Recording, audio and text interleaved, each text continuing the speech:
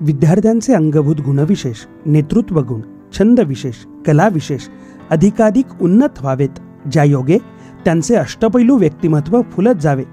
सजग, सकारात्मक आणि सृजनशील युवा शक्ती देशाला मिळावी या हेतूने महाराष्ट्र सार्वजनिक विद्यापीठ अधिनियम 2016 नुसार माननीय कुलगुरू यांच्या अध्यक्षतेखाली विद्यार्थी विकास मंडळ समिती कार्यान्वित आहे.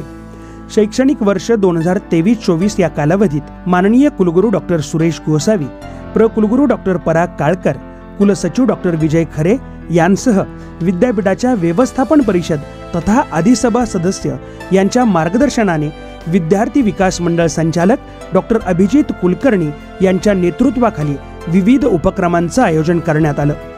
सन 2023-24 या कालावधीमध्ये विविध क्षेत्रात आपल्या कार्यकर्तृत्वाचा ठसा उमटवून महिला विकास विषयक उल्लेखनीय कामगिरी केलेल्या कर्तबगार महिलांना सावित्रीबाई फुले सन्मान देऊन सन्मानित करण्यात आले. सन 2023 मध्ये श्रीमती अश्विनी भिडे, डॉक्टर सानवी जेठवानी, श्रीमती हेमलता बिडकर, श्रीमती जाई देशपांडे, श्रीमती प्रतीक्षा तोंडवलकर, डॉक्टर कमलताई भोंडे यांना, तर सन 2024 मध्ये श्रीमती पद्मजा कुलकर्णी, श्रीमती प्रज्ञा पाटील, श्रीमती सकीना बेदी, श्रीमती मनीषा तोकले, श्रीमती मनीषा गांधी या कर्तृत्ववान महिलांना सावित्रीबाई फुले सन्मान देऊन सन्मानित करण्यात आले. निर्भय कन्या अभियानांतर्गत विद्यार्थी विकास मंडळाने 419 महाविद्यालयांना अनुदान दिले. या अभियानाच्या माध्यमातून विद्यार्थिनींना निर्भय बनविण्याचा प्रयत्न केला जातो. स्वसंरक्षणाचे धडे विद्यार्थिनींना दिले जातात, जेणेकरून विद्यार्थिनी स्वावलंबी बनतील.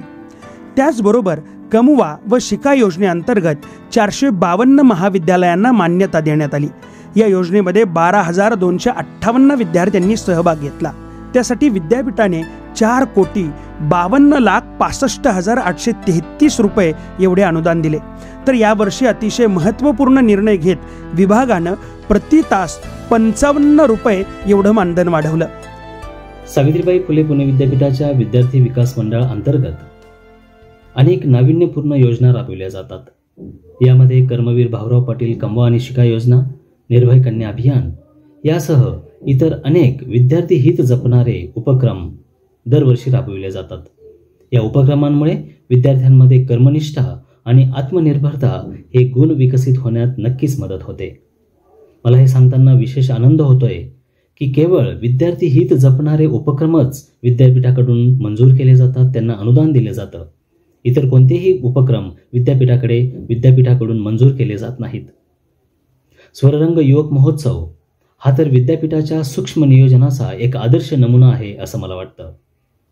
गेल्या वर्षी केटीएचएम महाविद्यालयामध्ये विभागीय युवक महोत्सवाचे आयोजन करण्यात आले होते, ज्यामध्ये जिल्ह्याभरातून 2100 विद्यार्थ्यांनी सहभाग नोंदवला होता.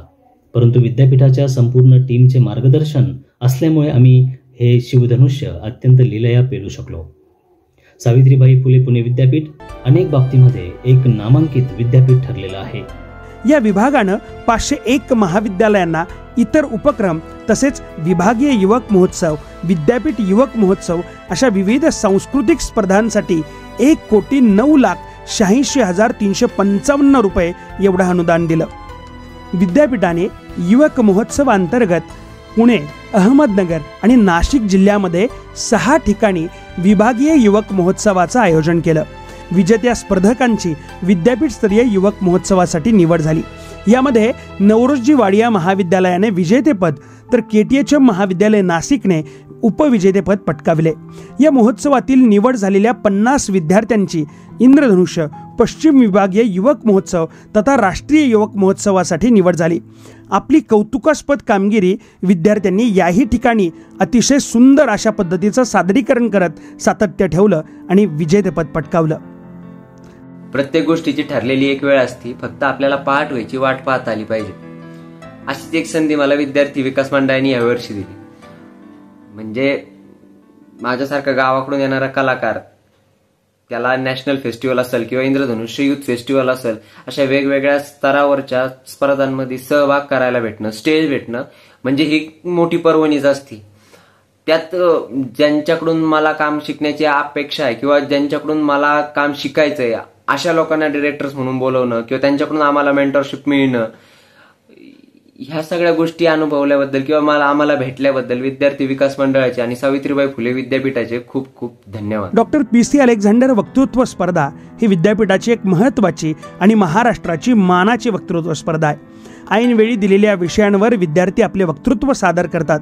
यावर्षी या स्पर्धेत विभाग स्तरावर 94 स्पर्धकांनी सहभाग नोंदविला. यामधून प्रथम क्रमांक राज्यस्तरावर पाठवण्यात येतो. चैतन्य बनकर या विद्यार्थ्याने विभाग स्तरावर प्रथम क्रमांक तर राज्य स्तरावर द्वितीय क्रमांक पटकाविला.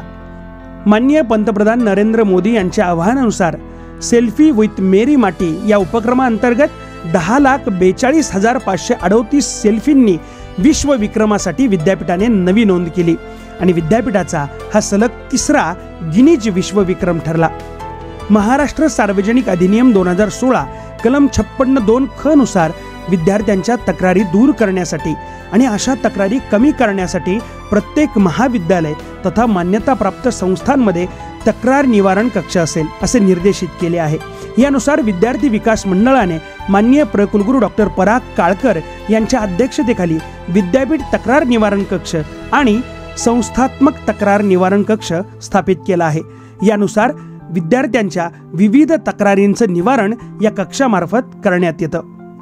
शैक्षणिक वर्ष 2016 या वर्षापासून कर्मवीर भाऊराव पाटील कमवा व शिका योजनेअंतर्गत उत्कृष्ट कार्य करणाऱ्या विद्यार्थिनीस श्रीमती निलिमाताई पवार सुवर्ण पदक प्रदान करण्यात येते. सन 2023-24 या शैक्षणिक वर्षात रयत शिक्षण संस्थेच्या दादा पाटील कला वाणिज्य व विज्ञान महाविद्यालयाच्या प्राजक्ता प्रमोद पठाडे या विद्यार्थिनीस श्रीमती निलिमाताई पवार सुवर्ण पदक प्रदान करण्यात आले. एक भारत श्रेष्ठ भारत या अभियानांतर्गत केंद्र शासनाने युवा संगम या उपक्रमाची प्रभावी अंमलबजावणी करण्यासाठी सावित्रीबाई फुले पुणे विद्यापीठाची समन्वय संस्था म्हणून नामनिर्देशन केले. सांस्कृतिक आदानप्रदान तथा सांस्कृतिक शैक्षणिक प्रवास भेट या उपक्रमात महाराष्ट्रातील 50 युवक युवतींना आसाम राज्यात पाठवण्यात आले होते. तर आसाम राज्यातील 50 विद्यार्थी पुणे भेटीसाठी आले. या भेटीत विद्यापीठाचे कुलगुरू डॉक्टर सुरेश गोसावी, प्रकुलगुरू डॉक्टर पराग काळकर, कुलसचिव यांसह व्यवस्थापन परिषदेच्या सदस्यांनी आसामच्या विद्यार्थ्यांचे स्वागत केले आणि या संघासमवेत चर्चा केली. या विभागाची एक अतिशय महत्त्वाची योजना म्हणजे विद्यार्थी अपघात सुरक्षा विमा योजना. विद्यार्थी प्रवेशावेळी विद्यार्थ्यांकडून 10 रुपये विमा शुल्क आकारण्यात येतो.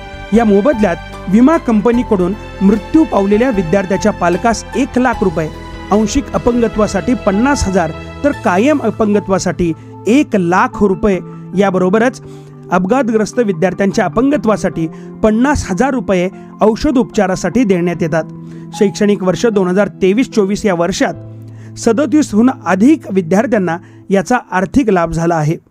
याशिवाय विद्यार्थी विकास मंडळाच्या वतीनं महाविद्यालयीन स्तरावर नवोद्योजक स्पर्धा, व्यक्तिमत्व विकास शिबिरे, नवमतदार नोंदणी अभियान, विशेष व्याख्याने, स्वच्छता अभियाने, आदिवासी कला महोत्सव, समुपदेशन, करिअर गायडन्स, कौशल्य विकास कार्यशाळा, रानभाज्या महोत्सव, लेखन कार्यशाळा, नवलेखक शिबिर, अभिरूप न्यायालय, लिंगभाव समानता या व अशा विविध उपक्रमांचे आयोजन विद्यार्थी विकास मंडळाच्या वतीनं करण्यात आले आहे. शैक्षणिक वर्ष 2023-24 या वर्षात राबविण्यात आलेल्या या विविध उपक्रमांमुळे विद्यार्थ्यांचा व्यक्तिमत्व विकास होण्यास नक्कीच मदत झाली आहे. नमस्कार. सावित्रीबाई फुले पुणे विद्यापीठ पुणे विद्यार्थी विकास विभाग आजपर्यंत आमच्या महाविद्यालयाने अतिशय शांत चित्ताने व्यवस्थित नियोजन करून प्रत्येक योजनेची अंमलबजावणी केली. परिणामी आमच्या महाविद्यालयात 370 वृक्ष आज डोमाने डवलत आहेत आणि त्यांना फळे लागली आहेत. ज्यांना त्याविषयी अधिक माहिती हवी असेल त्यांनी एकदा आमच्या महाविद्यालयाला भेट द्यावी ही विनंती. त्यासाठी सावित्रीबाई फुले पुणे विद्यापीठाचा विद्यार्थी विकास विभाग, त्या विभागाचे माननीय संचालक आणि त्या विभागाचे सर्व कर्मचारी सदैव कार्यरत असतात. आपण त्याप्रमाणे काम करूया आणि आपले महाविद्यालय नावारूपाला आणूया. धन्यवाद.